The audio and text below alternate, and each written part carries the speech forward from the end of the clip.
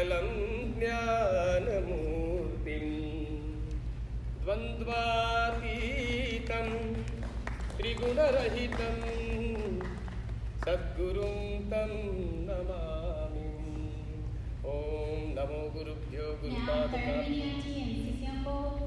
Patel would like to honor you with a garland.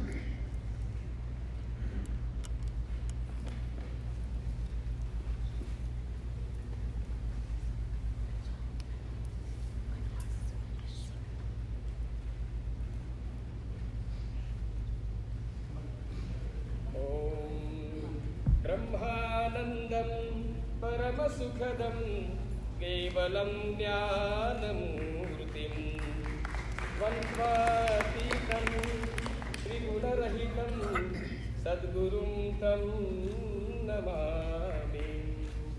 ॐ नमो गुरुभ्यो गुरुपादुकाभ्यो नमः परेभ्यः परपादुकाभ्यो आचार्य सिद्धेश्वर पादुकाभ्यो नमोस्तु लक्ष्मीपति पादुकाभ्यः।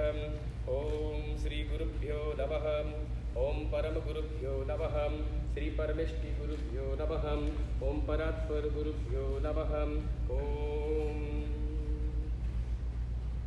गुरुर्ब्रह्मा गुरुर्विष्णु गुरुर्देवो महेश्वरः गुरुः साक्षात् परब्रह्म तस्मै श्री गुरवे नमः। ओम भूर्भुवस्व श्री गुरुभ्यो नमः। ध्यायामि नमस्कारान् समर्पयामि। ओम श्री गुरुचरण प्रसाद सिद्धिरस्तु। ओम भूर्भुवस्व श्री गुरुचरण अनुग्रह प्रसादेन सर्वाभीष्ट सिद्धिरस्तु। सकल भुवन भंग स्थापना स्तंभयष्टिः सकरुण रस वृष्टि तत्वमाला समष्टि। Would like to present a garland.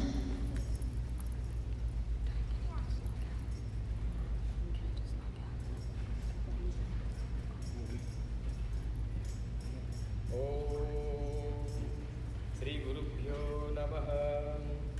ओम गुरुर्ब्रह्मा गुरुर्विष्णु गुरुर्देवो महेश्वरः गुरुः साक्षात् परब्रह्म तस्मै श्री गुरवे नमः। श्री गुरुचरणकमलेभ्यो नमः। प्रार्थना पूर्वक नमस्कारान् समर्पयामि।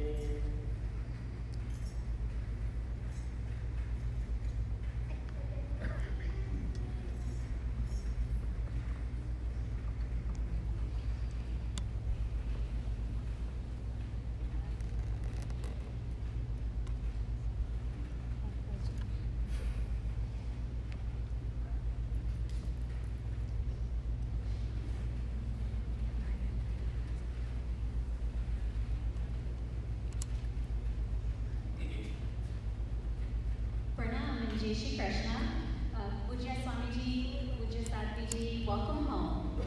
It is my privilege and an honor to be selected to welcome you again this year. I guess we all know I have connections. The local community is truly blessed that you have accepted our invitation to celebrate Purnima once again this year. Pujya Swamiji, your divine presence has made a profound difference in many people's lives. I have personally learned the importance of the service of humanity as much as coming to the temple or doing worship at home. I would admit that I am not a frequent visitor to the temple. I'm sorry, Roger. But I try my best to be involved in some service to the underprivileged people in society. My generation and my children's generation owe you a debt of gratitude for increasing the awareness of global warming in India and around the world. Your tireless efforts to plant trees will someday help reduce the greenhouse gases and reduce the damage of global warming. I'm a progressive liberal, so obviously this is important to me. Pujya Swamiji, it has been over 20 years since I have been to India. During my last visit, I was appalled at the filth and lack of toilet facilities for the poor. When I learned about your message to build toilets before building temples, it really struck a chord in my heart. Today, both my husband Chris and I pledge to you that we will sponsor a toilet, and I urge our local community to sponsor a toilet per family per year.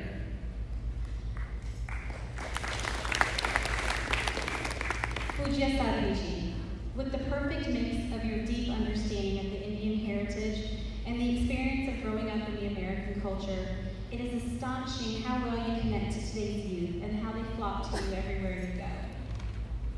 I will not take up everyone's time talking about all the accomplishments for Sadhviji's past, but please read her book Satsang, which is available outside in the hall. Today, she has become the ambassador of Indian women's upliftment programs, and she is invited to speak on many international forums. She has been bestowed with several awards and honors, yet she remains a humble servant of humanity. She is the president of Divine Shakti Foundation, a charitable organization that is working hard to provide education, vocational training, medical care, and financial help to the women of rural India. And she has worked very hard to get aid and grants for the support of impoverished women in rural India from various international organizations.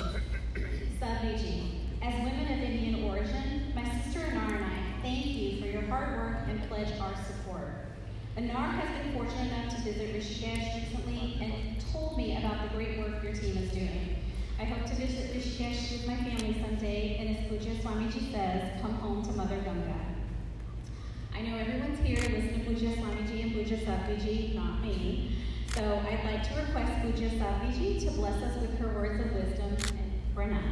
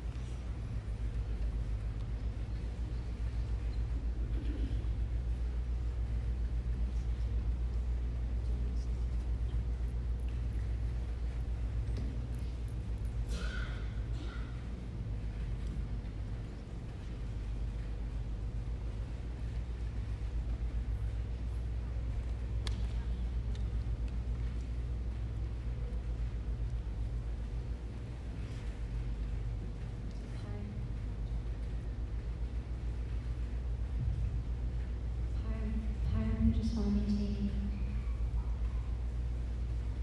the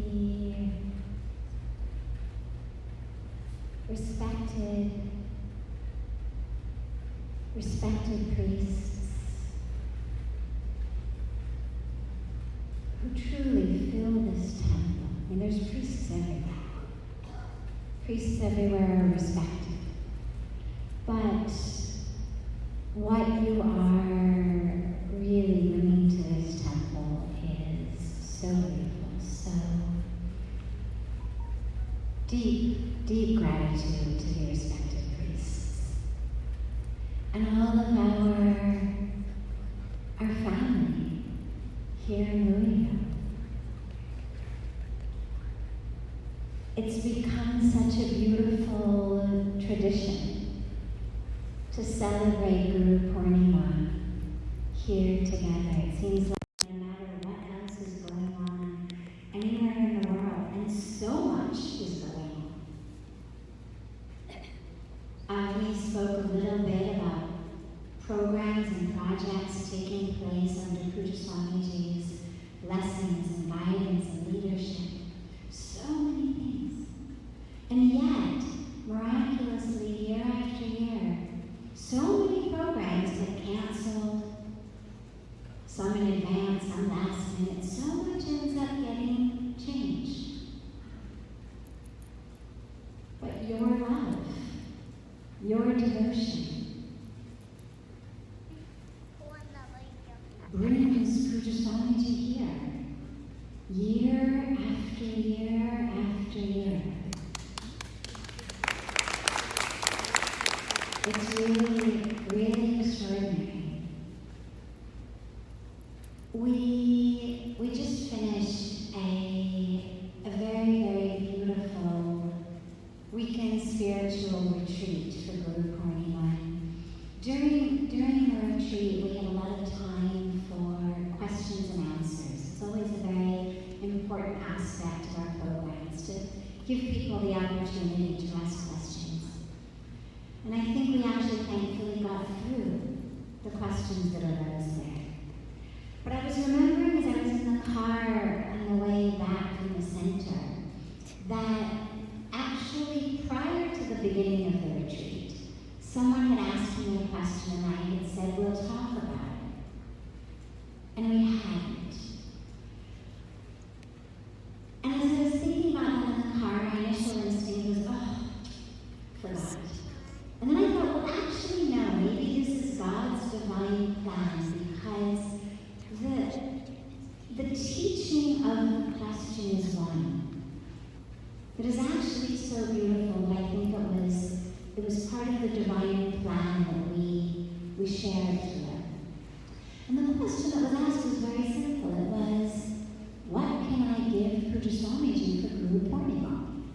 Because here we were, coming together for this retreat. Pujya Swamiji had flown in from India, and so very, very sweetly, I was asked what to give him. And as I was thinking about this in the car, we know he takes nothing for himself. We know all of those aspects of his personality. We know that all he asks of us is to get closer to God, to serve humanity. But as we drove down the freeway, I was just allowing my mind to sort of percolate with the question and the answers. And there's a beautiful teaching in the Bhagawati that to me feels like not just the answer here to this question for Pujya Swamiji Guru Purnima, but of what does the divine want of us? What are we supposed to offer? What are we supposed to give? And the teaching says, Bhadram pushpam phalam toyam yome bhaktya prayachati tadaham bhakyupratam ashnami prayakrakana. What it means is, whatever is offered to me, a leaf, fruit, flower, water, whatever is offered to me with love, devotion, and that purity of the heart, I accept it with love, with delight. And I was thinking about that, and I was thinking how many beautiful, beautiful messages are there in that very simple teaching, because Pujya Swamiji always says, just one flower. No one listens, but he always says it, just one flower. And that too, just because it's the tradition, something should be given.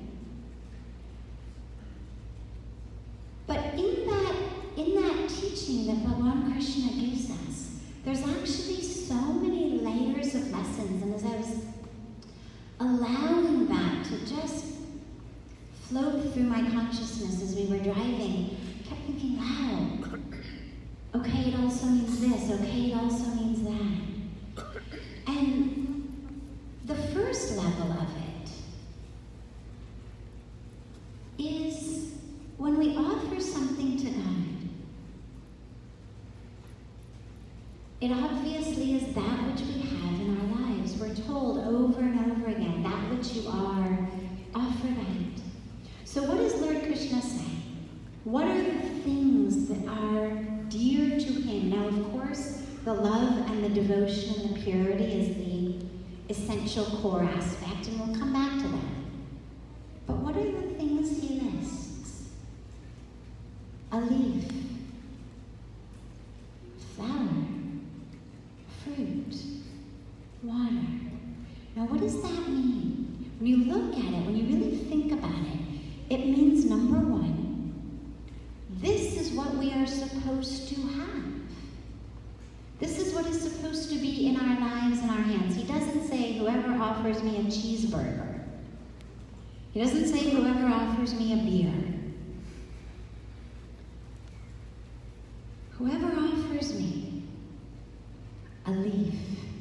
means that which is leafy.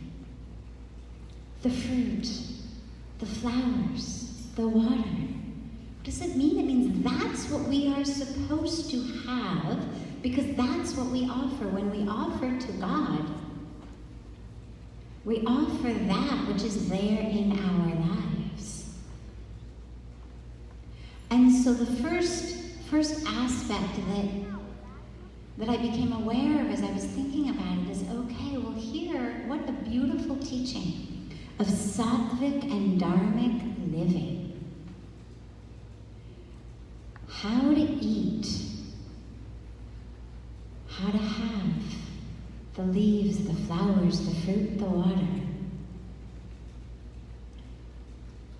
And as we speak, and Agni mentioned all of the work for the environment that is so dear to Pujya Swamiji's heart and that we're all working for so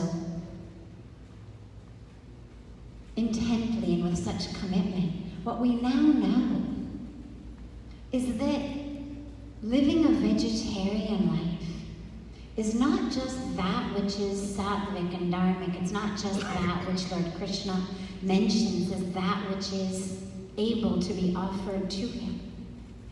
But we also know it's that which is the only way that we're actually going to protect and preserve our earth. We now know that business of hamburgers and chicken and hot dogs and all of that, the whole non-veg business world, is actually that which is more than any other single factor bringing about global warming, bringing about a destruction of the environment. So on that most upper level, Lord Krishna is saying to us, here is what is worthy of being offered to me. And as we're supposed to close our eyes and pray before we eat all the time, whatever we're eating, well, we better make sure that that which we're eating, that which we're closing our eyes and praying over, is that which is worthy of being offered to him. Then we go a step deeper. You realize, well, he also doesn't say, those who offer me diamonds and gold, jewels, rubies, mansions. He doesn't say, offer me the leaf and the flower and the fruit and the water if you don't have a Mercedes to give me. Like, I'll take that. But really what I want is your diamond necklace. Really what I want is a Mercedes. Really what I want is a mansion. No. Again, what is he telling us to offer? Simplicity. And again, when we realize that we are supposed to be offering our lives, it means live simply. There's nothing wrong with having all of those things, but it means that in our attention and our focus, in our world, in our society, that rather than idolizing the diamonds and the gold and the mansions and the Mercedes and all of that, that we realize that what God wants from us, with the love, with the devotion, is simplicity. But so many of us in our own lives feel badly. We judge ourselves as, oh, I'm not rich enough. I don't have this model of car, or I don't have that type of house. And we feel badly about ourselves. My sari's not as nice and expensive as that one. I don't have these jewels. And we feel somehow less than.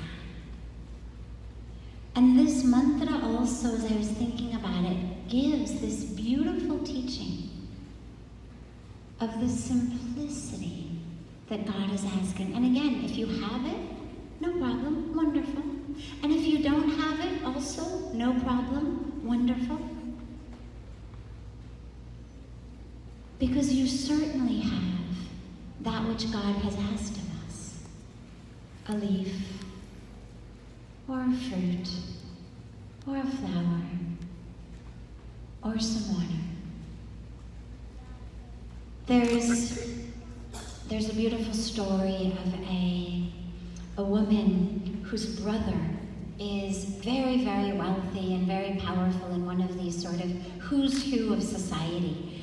And he periodically would throw these big lavish luncheons and dinner parties, and she never got invited. But she always just thought, well, that just must be an oversight anyway. He's my brother. I'm, of course, invited. Why would he need to send me an invitation? Well, though, bye, And so one day she shows up at one of his parties, and she was very simple, not wealthy at all, didn't have much.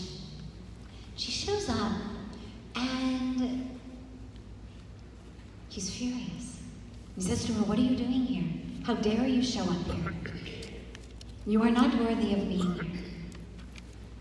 And so she feels heartbroken, goes away, but wants so much that relationship with her brother, and she's a smart woman.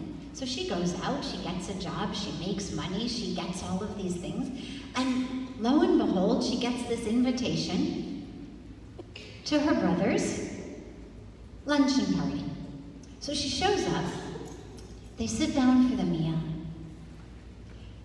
and as the servers come and pass around the food, and they put these beautiful gold plates in front of everyone, she takes off her earrings and off her necklace and off her bracelets, and she puts them on the table in front of her, right next to the gold thali, the gold plate. And now her brother thinks, oh, I knew I shouldn't have invited her. Okay, she's got money, but she's still crazy. And he says, what are you doing? Why are you taking off all your jewels? And she says, well, I'm going to feed them lunch. And he says, what are you talking about? You're embarrassing me in front of all my friends. What are you doing? And she says, well, they're the ones you invited. You didn't invite me. You invited my diamonds. You invited my jewels. So I might as well feed the lunch to them. And I love that story because we focus so much in our own lives on thinking that somehow if I just have more things makes me somehow more worthy. And we judge others. And this mantra reminds us that which is important is that which God wants from us. And we see it again in these beautiful, beautiful stories of Sadhvi, right? Shorpanaka, Ravan's sister, goes to Bhagwan to seduce him, to lure him, full of all of her magically created beauty, magically created allure. He's not interested. And Sadhvi, with nothing but all of her devotion, all of her love, he arrives at her house. And so we're reminded again and again and again, love and devotion is what's important. Whatever we offer, that love and the devotion, because of course in the mantra as well, it's not just, well, give me the leaf or the fruit or the flower or the water. Whatever you've got, just give it to me. Let's give it with love and devotion and that purity of heart. That's what God wants of us. Love and devotion and purity of heart. And whatever else we are offering, the core element is our love and our devotion. And as we come together as we celebrate the presence of the Guru in our lives, presence of God in our lives, as we pray for more of the presence of God in our lives, for more grace in our lives, we remember the only thing God has asked of us is devotion and love. And whatever is there in your bank account, whatever is there in your closet or your driveway, 10 Mercedes or a bicycle, or just a pair of chapels to walk, or anything in between, it doesn't matter. What matters is the love and the devotion of your heart. And amazingly, even that, it's not that God needs our love or devotion, or that God is somehow sitting there feeling lonely, waiting for us to pray and sing, and when is somebody going to love me finally? When is someone going to sing my glories? When is someone going to be devoted to me? When is someone going to appreciate me? God doesn't even need, not even our devotion for God. The faith, the love, the devotion that God wants of us is for us. It's for us.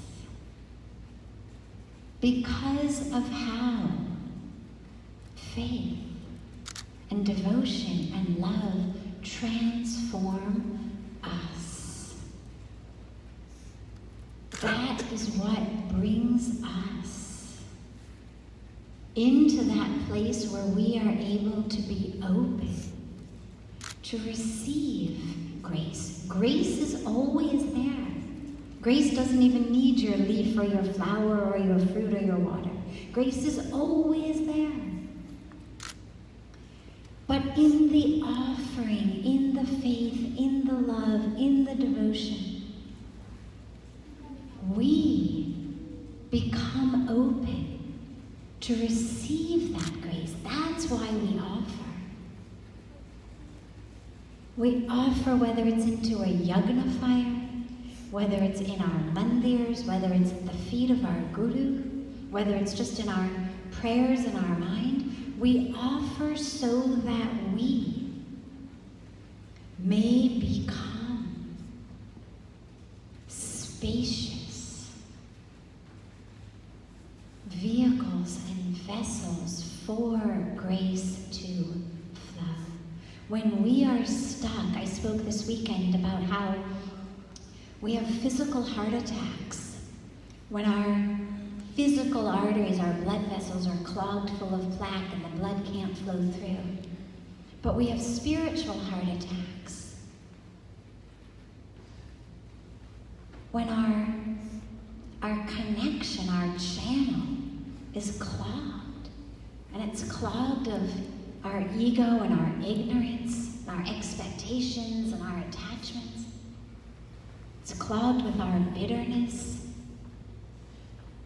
It's clogged with our anger.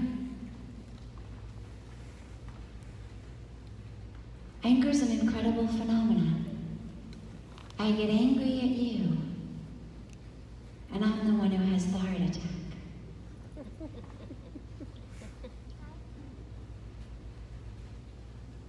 They say getting angry is like drinking poison and expecting someone else to die. So it clogs our vessels. It clogs that channel. And then we have spiritual heart attacks. And so we offer our faith, our love, our devotion such that we may attain that gyan, that wisdom that enables us to be clear vessels, clear channels for the flow of grace. And so we offer, and we offer, and we offer. And the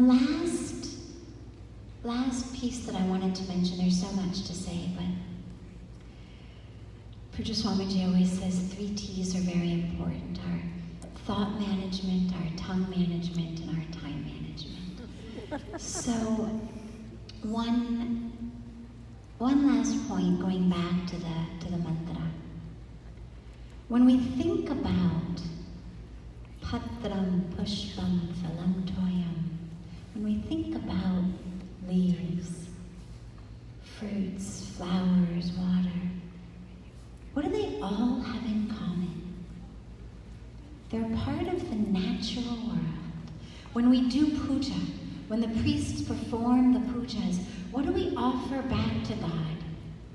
We offer the 5 elements, right? Now, the common sense scientific question says, well, why does God need that? God doesn't, obviously. God has created this, but we need it. And here's what it reminds us. If my leaves, my fruit, my flowers, my water are what God is asking of me, well, I better have some to offer. I better make sure that there are leaves, that there is fruit, that there are flowers, that there is water, which is worthy of being offered to God. Surely he doesn't mean the water from a sewer. We didn't need to clarify that in the mantra. Surely we all understand when he says water, he means clean water. Not offer me your sewer. What that means is that it's our responsibility to make sure that our clean water doesn't become sewers or full of toxic waste. That our trees are still there giving us leaves, giving us fruit, giving us flowers. If we need elements to offer in the arti, in our pujas, well, we better make sure that they exist. If we're going to take water and do achman and offer it to God, well, it better be pure enough to drink. And so amazingly, even at that time, here we have a teaching that when we take it really deeply, it means also take care of nature. Take care of your own nature, such that you are filled with the love and the devotion and the purity to be worthy of offering me anything. And take care of the outside nature, such that you have something to offer me. Whether it's the leaf, or the flower, or the fruit, or the water, it's got to be clean. It's got to be pure. We don't even smell flowers before we offer them to God. First we offer to God, then we take food. Well, if our natural world is polluted, what are we going to offer God? And so as we sit here today, and as we think about what to offer our Guru, what to offer God, it was so beautiful to realize, well, look at this. Look at how Lord Krishna, as always, has the answers for us right there. And not only the answer to the question we asked, but the answers to the questions that we didn't even yet ask. And how that teaching takes us even deeper and deeper and deeper into our paths. Thank you.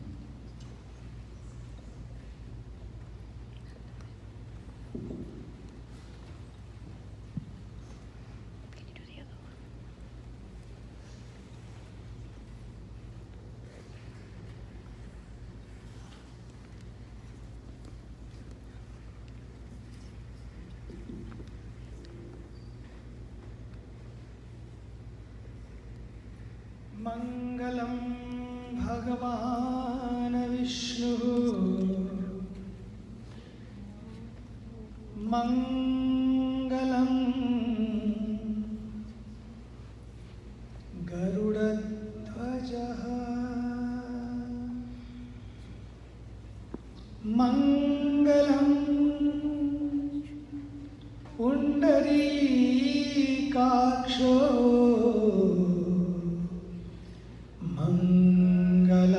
मङ्गलाय तनु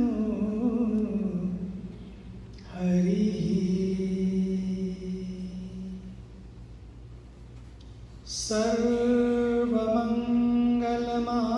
सर्वमङ्गलमाङ्गल्ये शिवे सर्वार्थ साधिके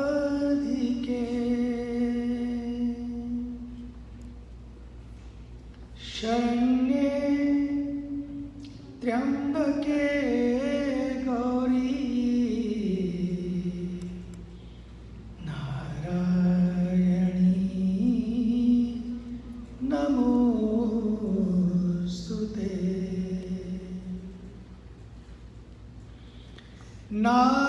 नारायणी नमोस्तुते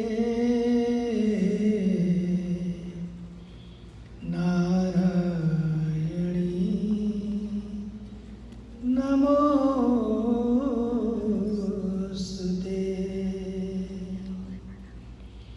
ब्रह्मा मुरारे त्रिपुरान्तकारी भानु शशिभूमिसुतो बुधश्च गुरुश्च शुक्रः शनिराहु केतवः सर्वे ग्रहा शान्तिकरा भवन्तु सर्वे ग्रहा शान्तिकरा भवन्तु सर्वे ग्रहा शान्तिकरा भवन्तु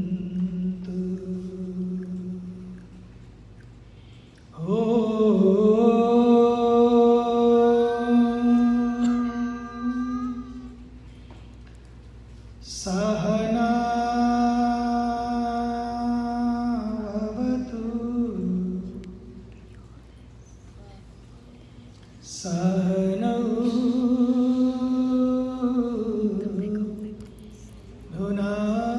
भुनक्तु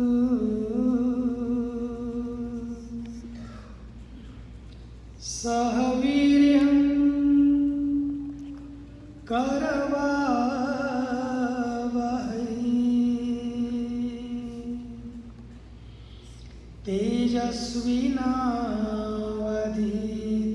तेजस्विनावधीतमस्तु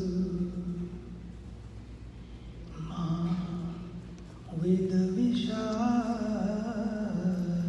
विद्विषावहै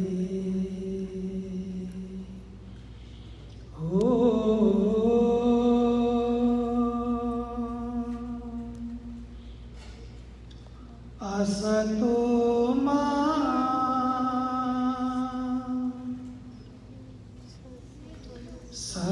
सद्गमय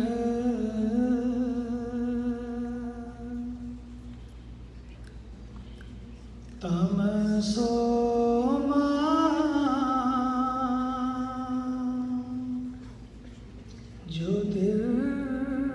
ज्योतिर्गमय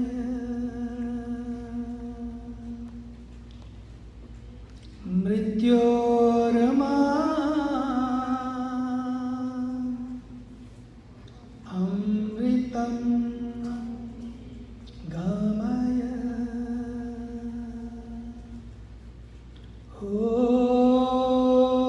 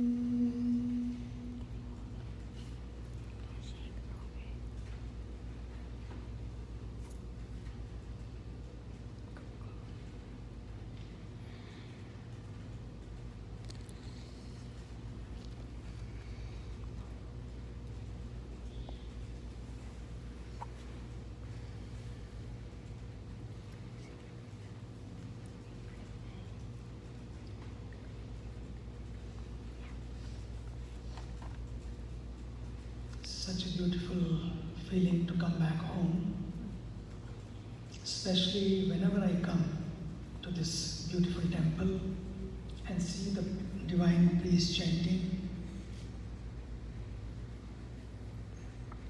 and the dedication and the commitment of the entire board and the committee members. Makes me very happy to see your devotion, dedication and your commitment to your divine culture.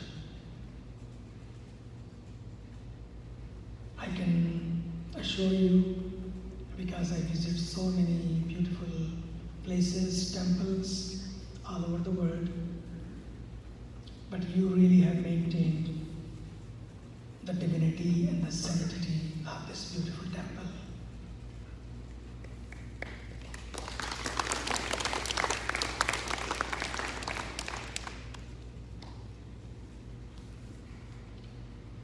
Chandramauli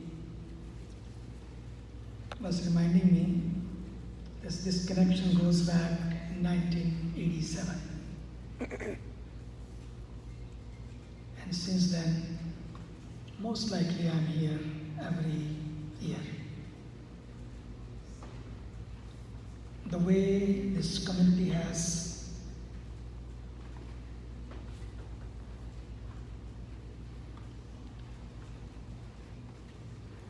enlightened and maintain the culture makes me very happy. And this is very important. Celebrating Guru Purnima is wonderful, but sometimes we celebrate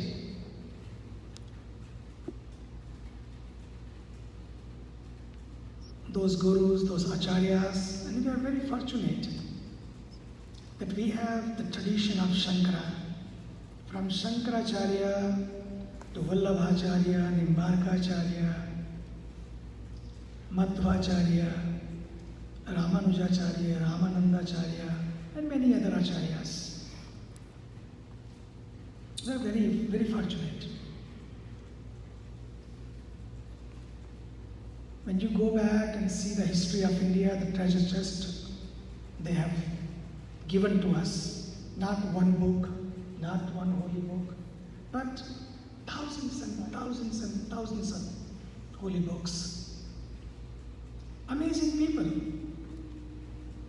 being in the jungle, sitting there, and never thought about themselves. And they created so much literature, not only for Indians, but the entire world. Whatever you read, whatever the mantra you take is all for all. Whether they remind us that we are Amritasya Putraha, or Prithivyam Sarva Manava, whatever mantra you take, or Sarve Bhavantu Sukhinaha, let all be happy. This allness, this oneness, this togetherness is needed today in the 21st century.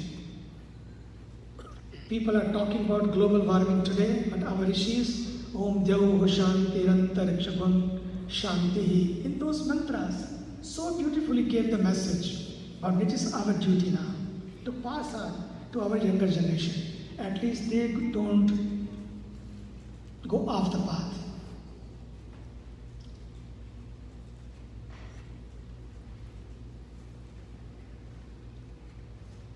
This is a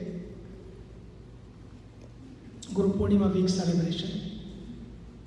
Wherever I go, everybody is celebrating Guru Purnima. Maybe some doing on the same day or some doing according to their convenience. But everyone is celebrating the Guru Purnima Mahotsav. When Sadhvi ji was talking about Patram Pushpam Phalam Toyam Yome Bhaktya Priyachati, it took me back to the Krishnam Vande Jagat Guru, the Jagat Guru, Lord Krishna, who has given so much in our life to follow. Amazing mantras. 700 mantras in one small book. I think this Bhagavad Gita is a very handy. I always keep with me, and when I went to the jungle, only one thing was given to me. This small Bhagavad Gita in Sanskrit contains 700 shlokas. And every mantra you read, every day there is a different meaning to you. How you open to those mantras, they open to you, reveals to you the wisdom of our rishis, our sages. You must introduce to your children every day in the evening at least one mantra must be read, explained, and take the knowledge of, wisdom of those mantras. In the camp, every day we were chanting very beautiful divine mantras. The small booklet was printed. And every day together, that at least the pronunciation is very important, should be correct. If pronunciation is not correct, the mantra of the meaning will be very different. To make sure that all the mantras are pronounced well in a right, correct pronunciation, we tried our best in the camp, and everybody was wonderful to pronounce in 3 days. They were just there. And then we shared that how in our life, especially living in the West. Now, West is everywhere. If you see through the channels, TV channels, everywhere. Same thing is being complained in India also. But how to maintain, when I say West everywhere, does not mean that West has something bad to offer. It means being in the West or in the East, one thing we have to understand that we are here not born to become the CEOs of big companies. We are not here only to make money. It's great, God bless you, God bless America. That America has given amazing opportunities to people. A land of prosperity and a land of opportunities. But at the same time, when we are earning so much,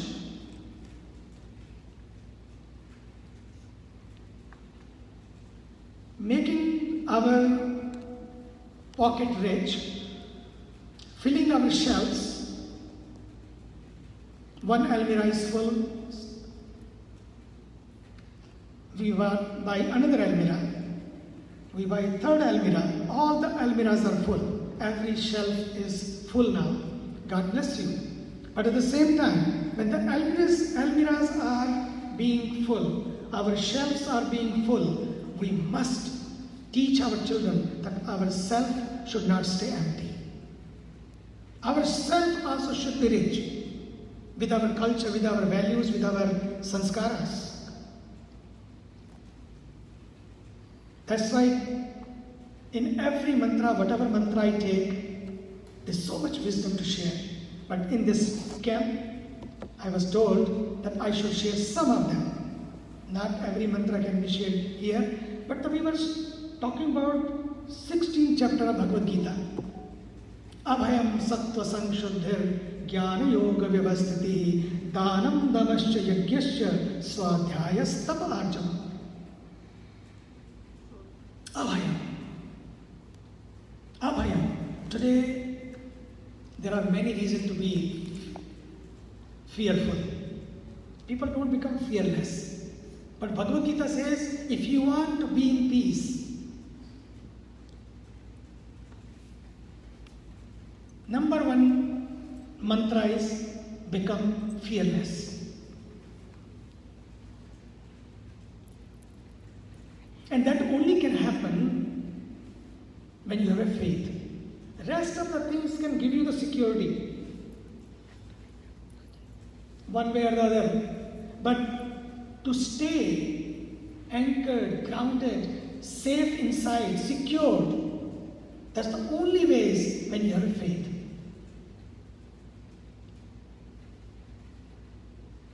Look at Shabri. Sadhvi was she touched the topic of Shabri. Shabri, because the Guru Purnima also connects well.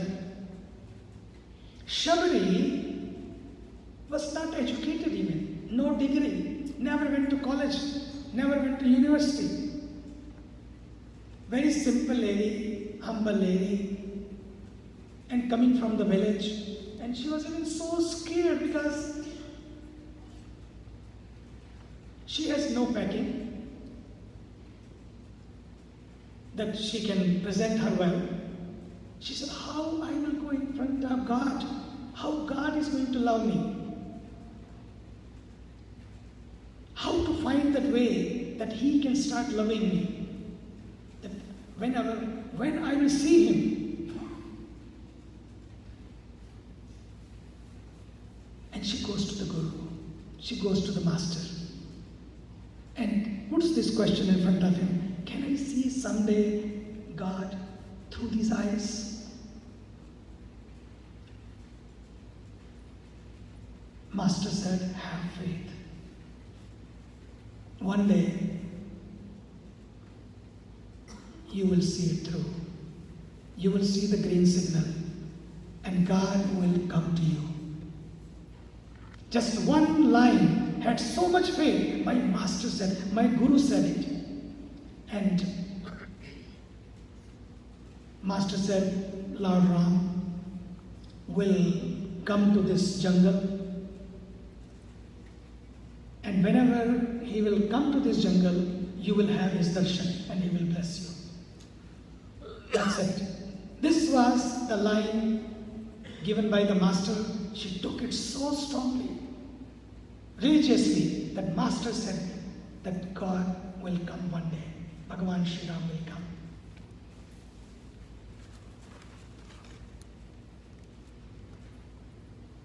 In the morning, 3 o'clock,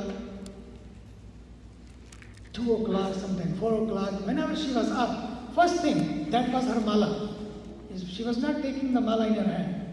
Only mala was, she will take the broom and start sweeping all the roads of the jungle, all the streets. That who knows which street he will come, which way he will come. She will start sweeping all those streets and keep singing.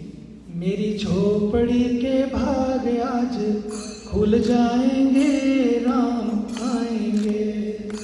मेरी झोपड़ी के भाग आज खुल जाएंगे, राम आएंगे.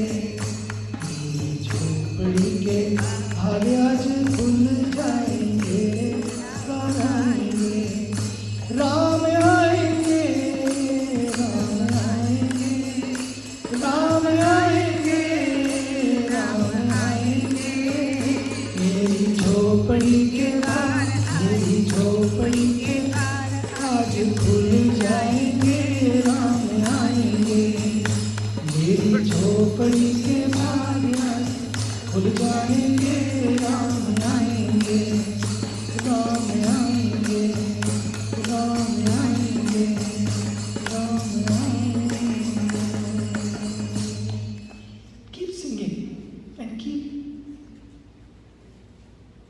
taking care of all those streets. She was not only sweeping the floors, sweeping the streets, but her heart also was being swept.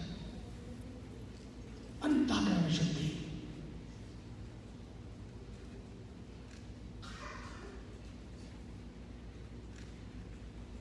Faith. Dutiyar bhayam asti. Dutiyar vai bhayam asti. When there is some separation, when there is someone else there, then there is a bhayam, there is a fear. The whole spirituality is break these barriers and boundaries of other. See the divine in everyone. And when this happens, not only outside in the world, but inside of you also, that the borders are broken.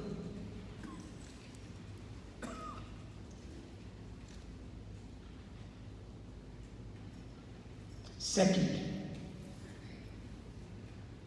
when you chant the mantras, all these priests, whenever I hear this mantra, Om Yato Yataha Samihase Tato No Abhayam Kuru. There are so many beautiful mantras. If you really learn them, understand the meaning of them, they make you fearless. You can roar like a lion.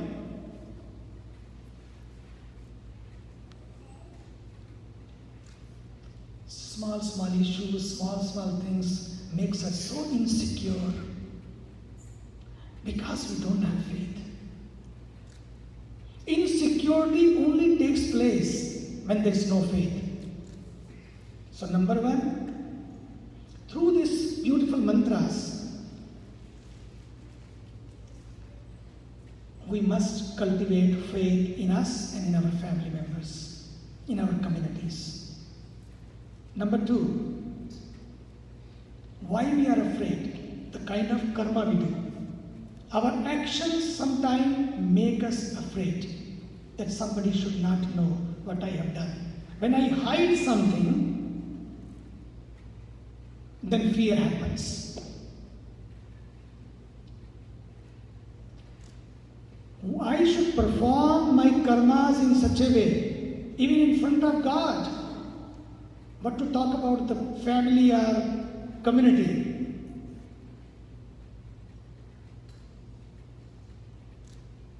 You can stay with faith. And whatever we do, it comes back to us. Back to us. Whatever we do. Karma is so powerful. Even you don't go and sit in the caves and do something wrong, karma will come one day and haunt you. Avashyameva bhoktavyam kritam karma shubhai. Kya ho? Avashyameva bhoktavyam kritam karma shatairapi. Even after hundreds of years, kritam karma, whatever karma you have done good, the good will come in front of you. You don't have to be afraid. It's going to chase you. Karma chases you. When we die, our body dies. Our mind, our intellect, our chitta, our ahankar, our buddhi, all goes with us. All those sanskaras, what we have cultivated, they all go with us. All those karmas, they follow you. Bank account will stay here. You can have a nominees. Your FDR, your CDs can stay here. But karmas are long-term CDs. They all go with you. Look at the story. Even Bhagavan Sri Ram, when he was given exile for 14 years,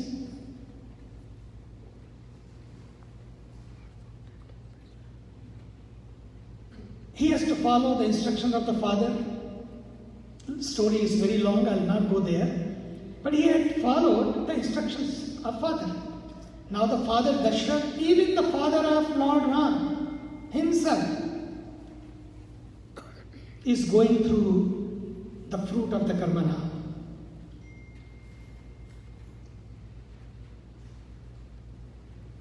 The story says, Lord Ram's father, Dashratha, King Dashratha, he used to go for hunting. One day this happened. He saw he was lost in the jungle, and suddenly he heard one noise that somebody is drinking water.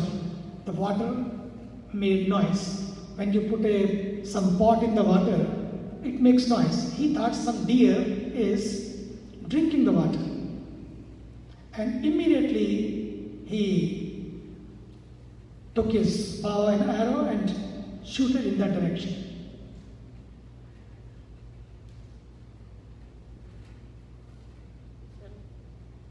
That arrow went and pierced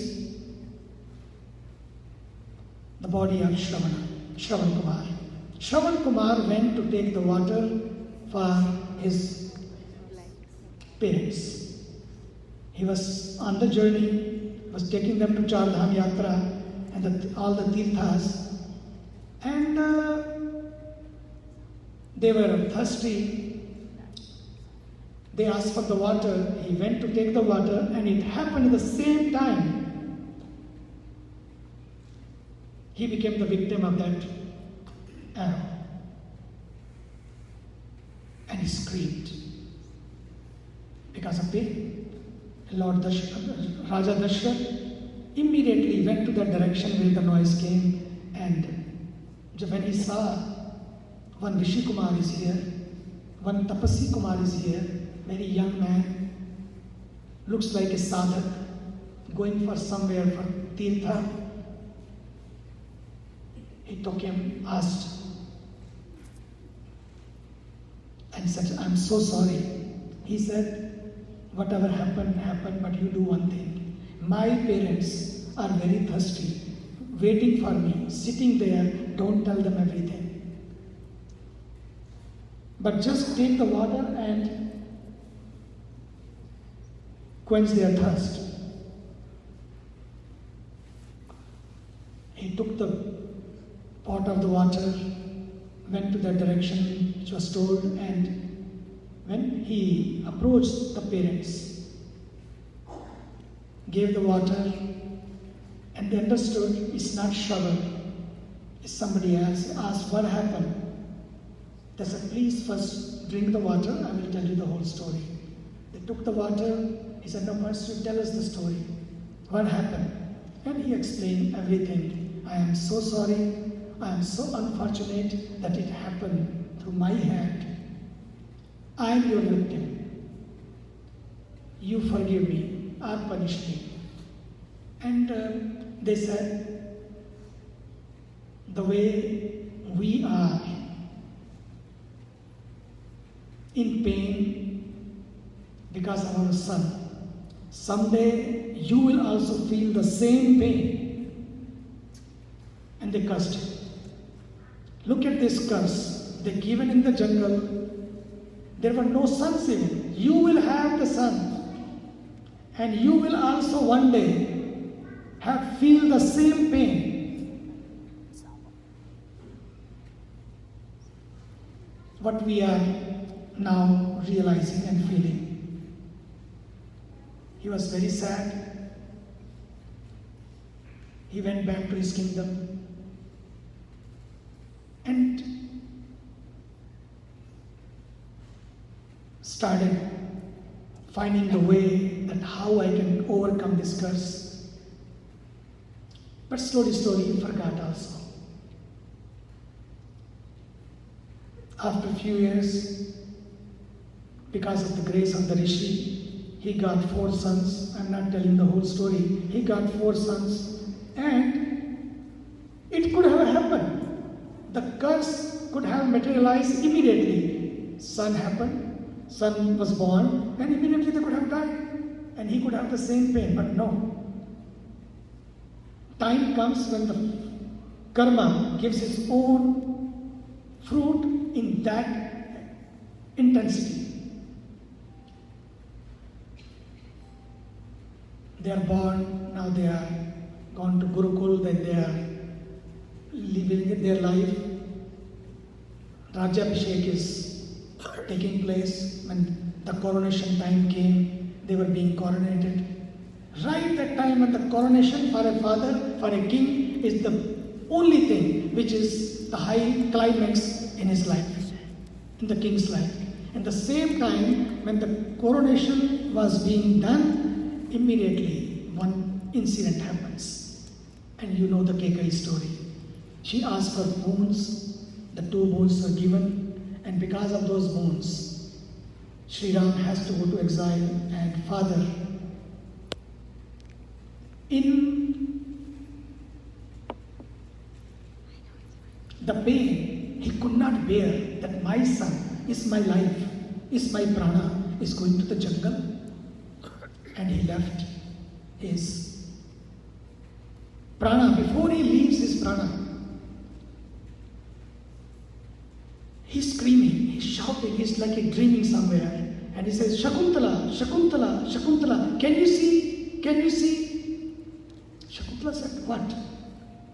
What I can see? She said, look, there is a Shravan Kumar, there is parents of Shravan Kumar.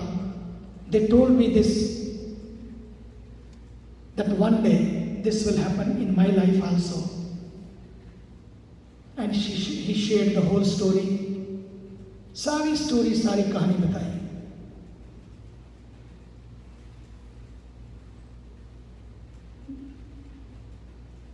Why I am reminding this story? Because the curse was given that time. The karma took place that time. But the karma done, performed by the father of Shri Ram, even he has to pay for that karma. Karma is that powerful. Whatever you do, our scriptures say always, see that eyes are watching you. There is some, it's not the cameras are watching you only, but eyes are watching, the divine eyes of the divine insurance company always are watching you. Wherever you are, always remember, you can hide from your parents. You can hide from your family members or community members. In the foundation also sometimes we make mistakes, but we cannot forget one thing. My karma done in public or in private is going to haunt me, is going to take care of me. So these scriptures, these gurus, these acharyas have given this awareness, the mantra to awaken, the mantra to become aware that whatever I do, I am the responsible of those karmas. Isliye, in our life, what we can do? Number 1, have faith in you and in the divine. Number 2, perform your karmas in such a way that no one is harmed. Perform your karma in such a way that no one is cheated, no one is lied. And karma also when we do, in Bhagavad Gita again said, Jnana Yoga Vyavasthitihi, with Antakarana Shuddhi. When we say Abhayam Sattva Samshuddhi, Sattva Samshuddhi is the Antakarana Shuddhi. The Antakarana is Man, Buddhi, Chit and Ahankar. The interior circle of us is 4 things, which is called Antakarana. Man, Buddhi, Chit and Ahankar. Man has a sankalpa and vikalpa. Buddhi gives the decision, and Chit stores all that what we perform in prarabdha. Kriyaman, Sanchit, karmas, what we do, it's all stored in chitta, in our warehouse. In our warehouse. So all is waiting for you to give the fruit. Nothing is gone away. Your karma, Kriyaman karma, Sanchit karmas or prarabdha karmas, all are waiting to give you the fruit. So whenever we do anything, we should be very careful. Teach our children. Follow the rules and enjoy, even in this country. If you have your paperwork right, you can travel anywhere. If the paperwork is not right, visa is wrong, green card is over, something else, you hide them. You don't have to hide. Keep your green card green all the time. How you can keep your green karmas, not only the card, have your green karmas always in such a way that you don't have to be afraid. Even in the time of the death, people are afraid. Why? Because all of the stories, all of the scene comes in front of you. And if you keep the clean slate every day before you sleep, you can offer, introspect, क्या मुझसे गलत हुआ आज? What wrong or right I have done today? And before I sleep, all of that offer to the divine. And keep your slate clean. Keep your account clean.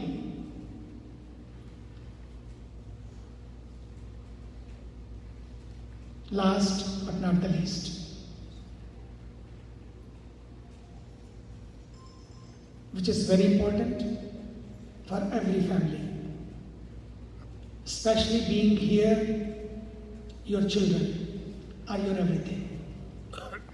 Your children are your life. Give them everything, but give them your sanskaras. Let them stay rooted to your culture. Very, very important. Teach them everything, give them everything, but which is very important for every family, not only Indian families, because the challenges they are facing in this world, sometimes they don't understand even what is going to them. They don't even understand. They need you. Have faith in your parents. Have trust in your parents. They will never think wrong for you. Because I keep listening many stories when I meet children about parents, parents about children. I can tell you children one thing, their heart bleeds for you. Their life is you. It's your duty also, no matter what, should never hurt them. Never hurt them. Never do anything which can cause pain to their heart, to their soul. It's not the heart matter, it's a soul matter.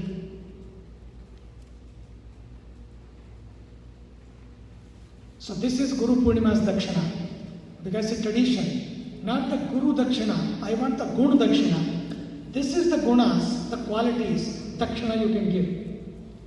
Guru Dakshina is one, you will give the envelope. But I don't want the envelope. I want you, not the Guru Dakshina, but Gun Dakshina. These gunas, these values, these qualities, if you can cultivate in our family members, that will be my Guru Dakshina. And that will be my Guru Purnima. God bless you. As I said, I become really very happy. Today is I came just for 3 days, 4 days. I'm going back tomorrow,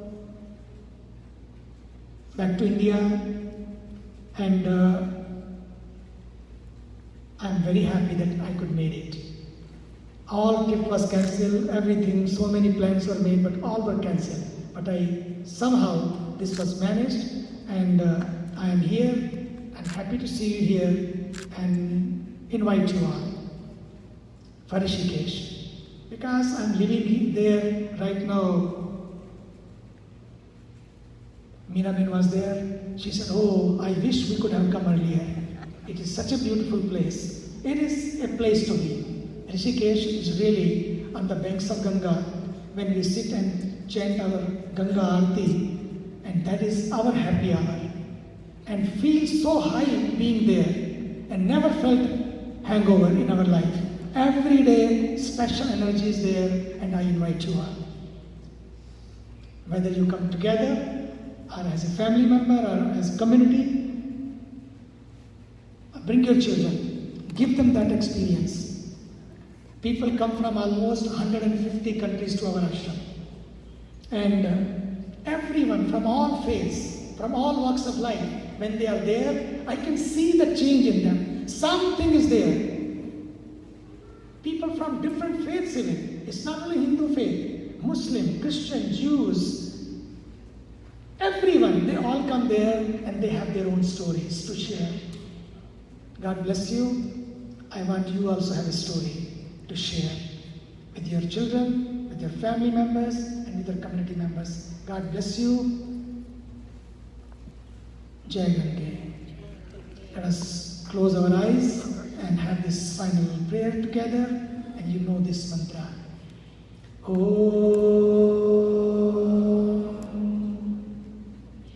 Asato Ma Sadgamaya Tamaso Ma Jyotirgamaya Mrityorma Amritam Gamaya.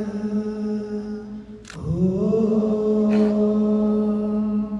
Purnamada Purnamidam Purnat Purnamudachyate Purnasya Purnamadaya Purnamevavashishyate.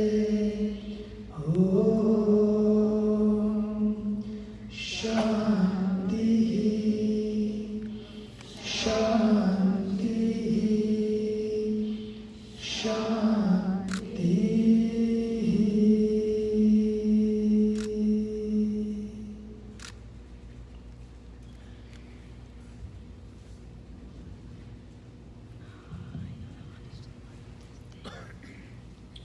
We have a special birthday to celebrate. Every day, on some level, is a celebration. If we woke up that day, a lot of people didn't wake up. Every day is a celebration if we have eyes that can see around us, legs to carry us into the bathroom, the ability to stand and take a shower, the ability to have water come out of a shower tap. There's so many reasons to celebrate every day. And sometimes we have some days that are sort of extra special celebrations, but it's important that they not be our only celebration, that we not wait until a birthday to celebrate, or wait until an anniversary to celebrate, or wait until Mother's Day or Father's Day or Guru Purnima or Krishna Janmashtami to celebrate. And when we do have the opportunity to celebrate a birthday or an anniversary, one of those very special occasions, it's always nice to have yet another reason to celebrate. So today we have a beautiful reason to celebrate, and I'm going to ask her to come up on stage.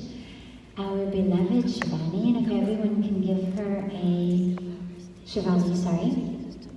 very, very, very big round of applause. And Pujya Swamiji will bless her with a very, very fragrant flower mala, that her life may be fragrant and bring fragrance to others, wherever she goes, whomever she meets.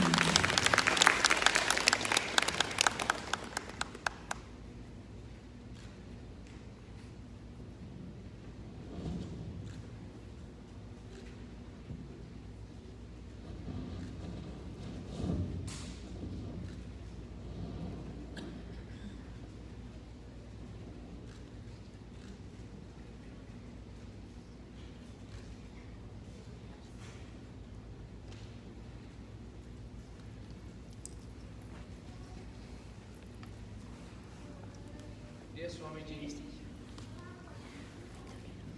Hello. Dear Swamiji and Bhagawati ji, as always, it's a great pleasure for you to come and bless the community. And I also sanctify this holy place. As you rightly pointed out, a lot of critical things, faith has to be rock solid. And we in the community try to foster that one single idea. And Swami Vivekananda has very eloquently said, one word that you see as the essence of Vedanta is fearlessness. And he says that is one word we can all get. And today you emphasize the very same idea. And we greatly appreciate for your years of yearning for the divine and bringing that to our lives. We are blessed. So is Bhagawati ji. Your soothing voice and the motherly love that you express in the content and in the message of how, if applied, would elevate all of us to divinity. And that has been a consistent, resonant message you have always brought to us. And we appreciate for that reminder, because that is one thing we tend to move away from when we get caught up in the whirlwind of material comforts of life. And that reminder is welcomed, greatly appreciated. But on one note, on behalf of community, I got the drawings blessed. Last year I wanted to show you what the community has done in expanding the sacred space. Today, if you have a few minutes, I would greatly request you to have your presence and your foot thereby bless this holy, sanctified space, so that all things noble can happen in this wonderful communal space that we call our home. So thank you very much, and keep coming, and we dearly need it. Thank you for being a special guest.